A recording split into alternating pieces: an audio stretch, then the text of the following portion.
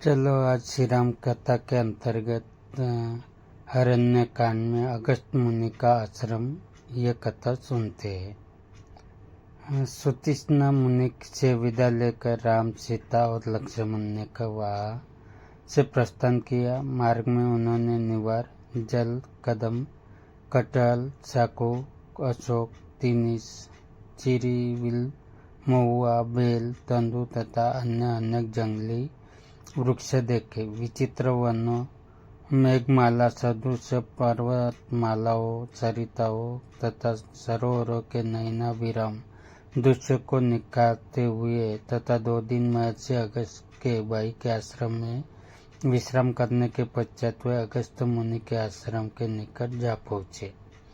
One का वातावरण अत्यंत ही मनोहर था। सुंदर विशाल वृक्ष खिली हुई लताओं से शोभायमान हो रहे थे। हाथियों द्वारा तोड़े जाकर अनेक वृक्ष पृथ्वी पर पड़े थे। वानर वृक्षों की ऊंची ऊंची शाखाओं पर हटखेलियां कर रहे थे।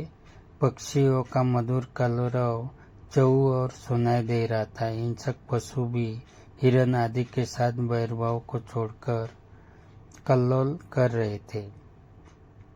उन्हें देखकर राम लक्ष्मण से बोले, हे लक्ष्मण, महर्षि अगस्त के आश्रम के अद्भुत प्रभाव से जन्मजात शत्रु भी एक दूसरे की हत्या करना भूलकर परस्पर स्नेह का बर्ताव कर रहे हैं। यह महर्षि के तपोबल का ही प्रभाव है। यहाँ आकर राक्षस भी उपद्रव करना भूल जाते हैं। मैंने सुना है कि महर्षि अगस्त से प्रभावित होकर अनेक राक्षसों ने अपनी तामसिक वृत्ति त्याग दिया है और महर्षि के अनन्य भक्त बन गए। इस युग के ऋषि मुनियों में जहाँ महामुनि अध्यक्ष अगस्त का स्थान सर्वोपरि है, उनकी कृपा से यहाँ के देवता, राक्षस, यक्ष, गंधर्व, नाग, किन्नर आदि सभी मानवीय धर्मों का पालन करते हुए अत्यंत प्रेम पूर्वक अपना जीवन यापन करते हैं। इस शांतिप्रद वन में चोर, डाकू, लंपट, दुराचारी व्यक्ति आने का साहस नहीं करते। ऐसे महात्मा महर्षि के दर्शन का सौभाग्य आज हमें प्राप्त होगा। तुम आश्रम में जाकर मेरे आने की सूचना दो।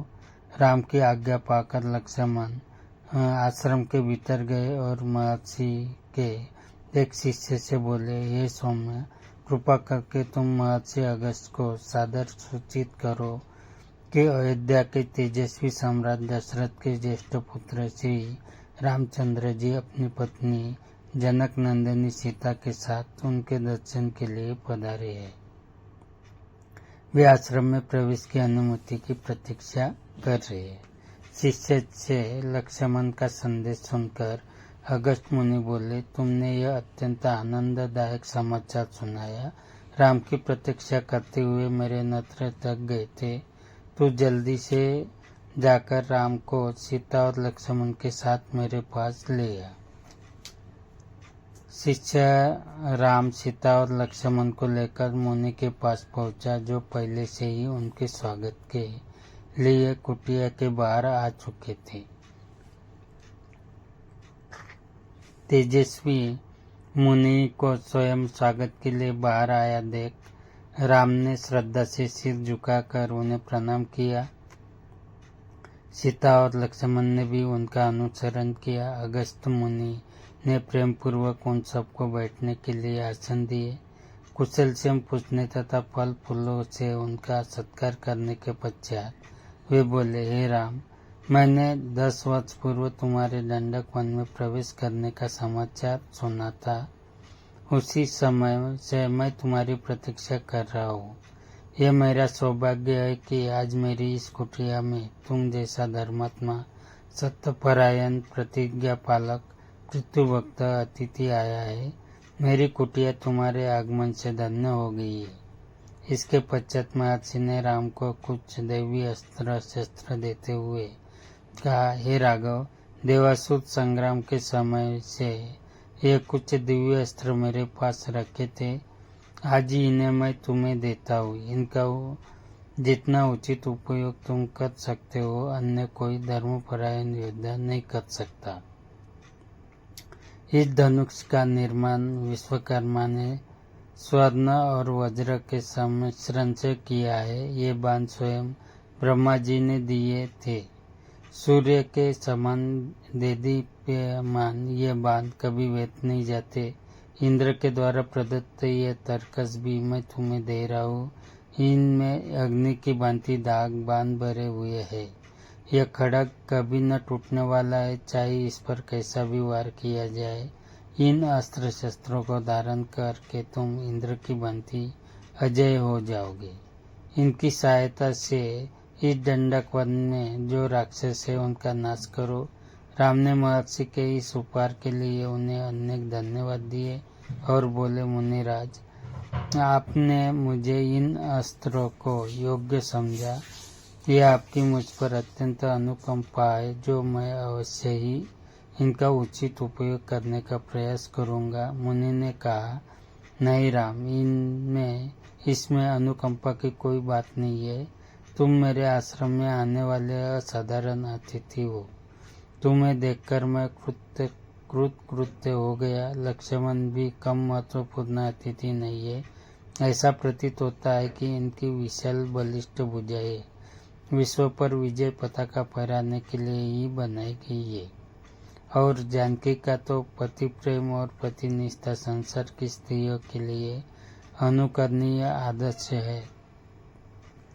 इन्होंने कष्टों की छाया भी नहीं देखी, तो भी केवल पति भक्ति के कारण तुम्हारे साथ इस कठोर वन में चली आई है। इसका अनुसरण करके सन्नारिया स्वर्ग के अधिकारिणी हो जाएगी। तुम तीनों को अपने बीच में पाकर मेरा हृदय प्रफुल्लित हो उठा है। तुम लोग लंबी यात्रा करके आए हो, थक गए होंगे, अतएव विश्राम करो। मेरी इच्छा यह है कि तुम लोग वनवास की शेष अवधि यही व्यतीत करो। या तुम्हें किसी प्रकार का कष्ट न होगा। ऋषि के स्नेहयुक्त वचन सुनकर राम ने हाथ जोड़कर उत्तर दिया, हे मुनिराज, जिनके दर्शन बड़े बड़े राजा महाराजाओं तथा दीर्घ काल तक तपस्या करने वाले ऋषि मुनियों को भी दुर्लभ है, उनके दर्शन का सौभाग्य मुझे आज प्राप्त हुआ है। भला इस संसार में मुझे से बढ़कर भाग्यशाली कौन होगा। आपकी इस महान कृपा और अतिथि सत्कार के लिए मैं सीता और लक्ष्मण सहित आपका अत्यंत कृतज्ञ हूँ। आपकी आज्ञा का पालन करते हुए हम लोग आज की रात्रि अवश्य यही विश्राम करेंगे, किंतु वनवास की शेष अवधि आपके मनोरम आश्रम में हृदय से चाहते हुए भी बिताना संभव नहीं होगा। मैं आपकी तपस्या से किसी भी प्रकार की बाधा उपस्थित नहीं करना चाहता, परंतु आपकी सत्संगति के लाभ से वंचित नहीं होना चाहता। इसीलिए कृपा करके आपके इस आश्रम के निकट ही कोई ऐसा स्थान बताइए जो फलयुक्त वृक्ष, निर्मल जल तथा शांत वातावरण से युक्त सघन वन हो। वहाँ मैं आश्रम बनाकर निवास करूँगा। अगस्त्य मुनि ने कुछ क्षण विचार करके उत्तर दिया, हे राम, तुम्हारे यहाँ रहने से मुझे कोई असुविधा नहीं होगी। यदि फिर भी तुम किसी एकांत स्थान में अपना आश्रम बनाना चाहते हो तो यहाँ से 8 कोस दूर पंचवटी नामक महावन है। वह स्थान वैसा है जैसा तुम चाहते हो। वहाँ पर गोदावरी नदी बहती है। वह स्थान अत्यंत रमणीक, शांत, स्वच्छ एवं पवित्र है। सामने जो मधुक वन दिखाई देता है, उत्तर दिशा से पार करने के पश्चात तुम्हें एक पर्वत दृष्टिगोचर होगा। उसके निकट ही पंचवटी है। वह स्थान इतना आकर्षक है कि उसे खोजने में तुम्हें कोई कठिनाई नहीं होगी। मुनि का आदेश पाकर संध्या वंदन आदि करके राम ने सीता और लक्ष्मण के साथ रात्रि अगस्त्य मुनि के आश्रम में ही विश्राम किया। प्रातःकालीन कृत्यों से निवृत्त होकर महामुनि से विदा हो और राम ने अपनी पत्नी तथा अनुज के साथ पंचवटी की ओर प्रस्थान किया।